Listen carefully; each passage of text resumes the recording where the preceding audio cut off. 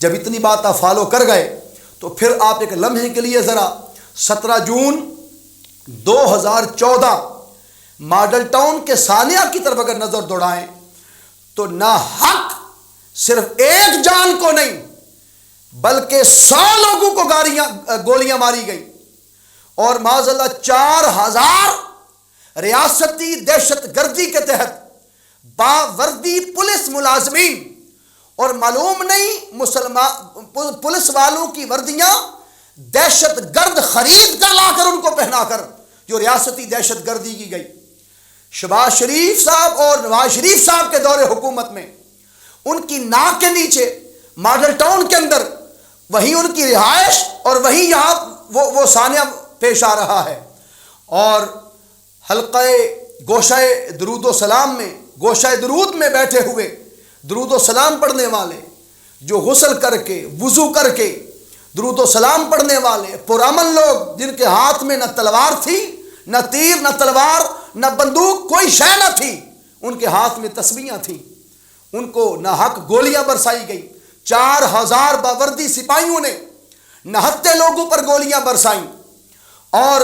Model town شیخ الاسلام doctor محمد طاہر القادری مدظلہ العالی کے گھر کے باہر 2 خواتین کو ناحق قتل کیا، جن کے بطن میں بچے تھے، ان کو قتل کیا گیا، ان کے منہ میں گولیاں ماری گئی، اور اس وقت ماری گئی جب انہوں نے یا حسین لبیک یا حسین کا نعرہ بلند کیا۔ اللہ کی عزت کی قسم، حسین کے نام پر، حسین کے نانا کے نام پر، شہدائے کربلا کے نام پر اگر ہماری جانیں، ہماری عزتیں، ہمارا مال، ہماری دولت، ہمارا حشمت، ہمارا متاع، ہمارا سب کچھ، ہمارے ماں باپ سب کچھ بھی لٹ جائے تو وہ کم ہے کربلا کے شہداء کے قدموں کی گرد کو بھی نہیں پہنچ سکتا، جنہوں نے اپنی زندگیاں کربلا میں دین مبین، دین اسلام کی خاطر قربان کر دی، نبی کے نظام کی خاطر قربان کر دی۔ تحریک منہاج-ul-قرآن کا ایک سپاہی، شیخ الاسلام ڈاکٹر محمد طاہر القادری مدظلہ العالی کا ایک کارکن پیدا ہی اس لیے ہوا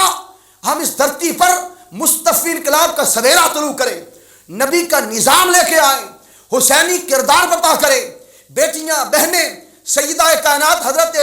سیدہ زینب سلام اللہ علیہا کا کردار ادا کریں، جیسے انہوں نے اپنے بھائی امام حسین کو سپورٹ کیا تھا، حالت جنگ میں نکلی تھی اور اپنے بچوں کو کنگھی کر کے جنگ کے لیے تیار کرتی تھی، باری باری اپنے شہزادے پیش کرتی تھی۔ حضرت اون محمد اپنے شہزادوں کو سب سے پہلے پیش کیا، انہیں سب سے پہلے قربان کروایا، شہید کروایا۔ اس بات کی علامت اور دلیل ہے کہ مصطفیٰ سے محبت کرنے والے، دین سے پیار کرنے والے، اسلام کو اپنے سینے سے لگانے والے حسینی کردار سے کبھی پیچھے نہیں ہٹتے، وہ اپنی جانیں دے کر بھی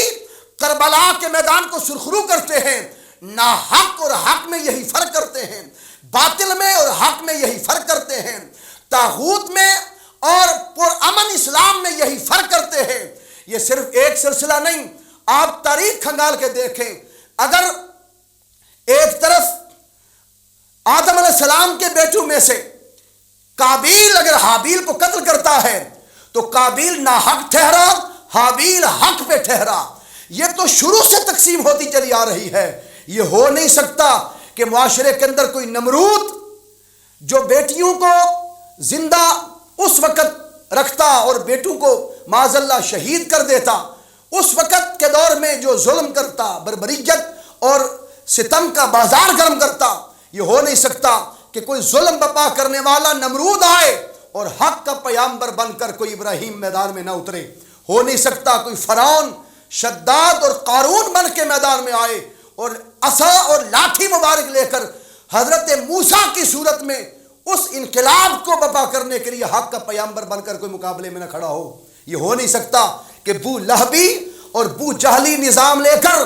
کوئی مکہ کے اندر ابو جہل اور ابو لہب آئے اور آ کر یہ کردار ادا کرے، بیٹیوں کو زندہ درگور کرے، ماؤں کو بازاروں میں بیچے، لوگوں کو ناحق قتل کروائے، قبیلوں کی سرداری پر ناز اور فخر کرے۔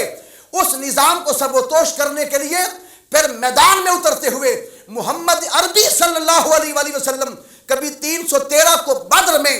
کبھی 1000 کو میدان احد میں، اور کبھی پھر ہزاروں کی تعداد میں تبوک کے سفر پر اپنے غلام، اپنے مجاہد، اپنے سپاہی لے کر اترتے ہیں اور بو جہلی بو لابی نظام کو ختم کر کے انہی بیٹیوں کو پھر سے عزت اور ان کو مقام اور مرتبہ اور دوہری رحمت بناتے ہیں، اور ماؤں کے قدموں کے نیچے جنت بچھا کر ان کو عزت اور شرف معاشرے میں عطا فرماتے ہیں۔ پھر وقت آتا ہے، ایک طرف شمر ہو، وقت کا نمرود، وقت کا فرعون، وقت کا قارون، شمر ہو، پھر وہ جو بدبخت پلید جہنم کا کتا، اگر ایک طرف یزید ہو، ان سب کا ایک طرف ہو کر دوسری طرف امام حسین ہوں، ان کے ساتھ ننھے معصوم 6 ماہ کے امام علی اصغر ہوں، حضرت عباس ہوں، اور فرعون و محمد ہوں، اور 72 تن 73 میں سے اپنی جانیں دے کر بھی دین اسلام کی سربلندی کے لیے ظلم کو، شراب نوشی کو، حرام خوری کو، بے ایمانی کو، قتل و غارت گری کو، بد امنی کو، دہشت گردی کو، ناانصافی کو، غیر مساواتی تقسیم کو معاشرے سے ختم کرنے کے لیے جب میدان میں اترے تو پھر نمرودیت، فرعونیت، قارونیت، یزیدیت اور پھر وقت کی شمریت کو ختم کر کے حق کا پیامبر بن کر حسین سر سجدے میں کٹوا کے معاشرے کو قیامت تک زندگی دے کر جاتے ہیں کہ حق والے شہید ہو کر بھی زندہ رہتے ہیں اور باطل والے بچ کر بھی قیامت تک صفحہ ہستی سے مٹا دیے جاتے ہیں۔ ماڈل ٹاؤن کے اندر جن لوگوں نے ظلم کیا، بربریت ڈھائی اور انہوں نے معاشرے کے اندر دہشت گردی پیدا کی، ان قریب ان کا محاسبہ ہوگا، ان کو انشاءاللہ ان کو گرفتار بھی کیا جائے گا، ان کو پھانسی کے پھندے پر لٹکایا جائے گا۔ لیکن میں حیران ہوں، متعجب ہوں وقت کے حکمرانوں پر۔ میں بات کرنا چاہتا ہوں محترم وزیر اعظم عمران خان صاحب سے، میں بات کرنا چاہتا ہوں ان کے تمام وزراء سے، ان کے سارے مشیروں سے، کہ جو الیکشن جیتنے سے پہلے اپنی سپیچ اور اپنی تقریر کا آغاز ہی ماڈل ٹاؤن کے خون سے کرتے تھے، شہدائے ماڈل ٹاؤن سے کرتے تھے، اور اپنی ہر بات ماڈل ٹاؤن کے شہداء کے حق میں کرتے تھے، اور جلسوں میں ان کے نام کے ووٹ حاصل کرتے تھے۔ آج 2.5 سال گزر گئے، ان کی حکومت کو ان کی زبانیں چپ کیوں ہیں؟ ان کو چپ کے تالے کیوں ہیں؟ جہاں پر وقت کے حکمران پر لازم ہوتا ہے کہ وہ مظلوم کو اس کو انصاف دلوائے، محکوم کو انصاف دلوائے، مجبور کو انصاف دلوائے،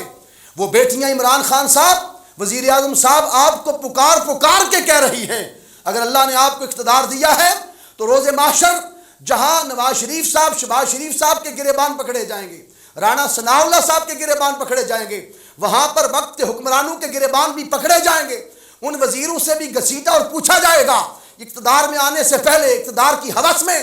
تم تو ماڈل ٹاؤن کا نام استعمال کرتے تھے، دھرنوں میں اسی نے استعمال کرتے تھے، اور جب ان دکھی لوگوں نے آپ کا ساتھ دیا، ان کو آپ کے اپنے ووٹ دیے، اپنے قیمتی ووٹ دے کر آپ کو وقت کا حکمران بنایا، آپ کا ساتھ دیا، اور آج آپ ان کو انصاف نہیں دلا سکتے۔ اگر آپ اپنے کزنز کو انصاف نہیں دلا سکتے تو پھر پتہ کریں آپ کس کو انصاف دلا سکتے ہیں؟ آپ ریڑی والے کو کیسے انصاف دلا سکتے ہیں؟ آپ معاشرے کے اندر عام پبلک کو انصاف کیسے دلا سکتے ہیں؟ عام لوگوں کو انصاف کیسے دلا سکتے ہیں؟ ٹھیک ہے وقتی طور پر ہم حکمرانی میں نہیں ہیں، اور یقیناً یہ ابھی وقت ریاست مدینہ کا بھی نہیں ہے، مگر اگر آپ ریاست مدینہ کا نام لیتے ہیں تو اس کی شروعات تو کیجئے، اس کا آغاز تو کیجئے۔ ماڈل ٹاؤن کے 100 لوگ جن کو گولیاں لگیں، کسی کا ہاتھ ضائع ہو گیا، کسی کا بازو کٹ گیا، کسی کی ٹانگ کٹ گئی، کسی کا قدم ضائع ہو گیا، وہ لوگ اپاہج ہو گئے، ان کے پورے خاندان اس وقت منہاج القرآن کے رحم و کرم پر ہیں، اور منہاج القرآن والے ان کے گھروں کو چلا رہے ہیں، ان کے گھروں کے سسٹم کو چلا رہے ہیں، ان کے بیٹوں اور بیٹیوں کو تعلیم اور تربیت سے راستہ کر رہے ہیں۔ اور وہ 14 لوگ جو شہید ہو گئے، جن کے جوان بیٹے اور جوان بیٹیاں جن کی شہید ہو گئیں، اور وہ مائیں جن کے بطن کے اندر بچہ تھا، وہ مائیں تو شہید ہوئیں منہ میں گولی کھا کر، ان کے پیٹ میں بچہ بھی شہید ہو گیا، اس کا حساب وزیر اعظم صاحب آپ کو دینا ہوگا، آپ کو چکانا ہوگا۔ ہمیں غیروں سے اتنا گلا نہیں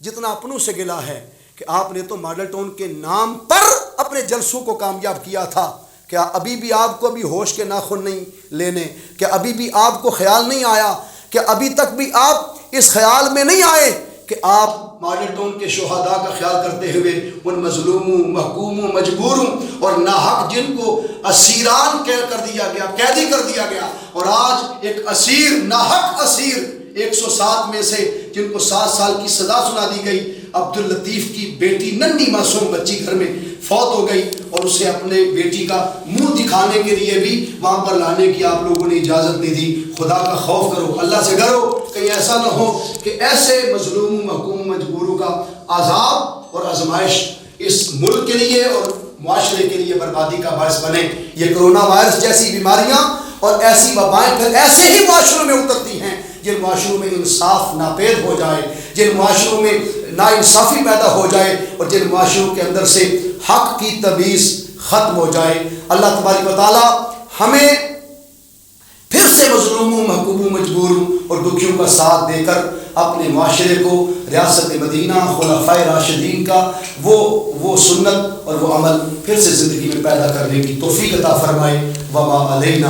الا البلاغ المبین۔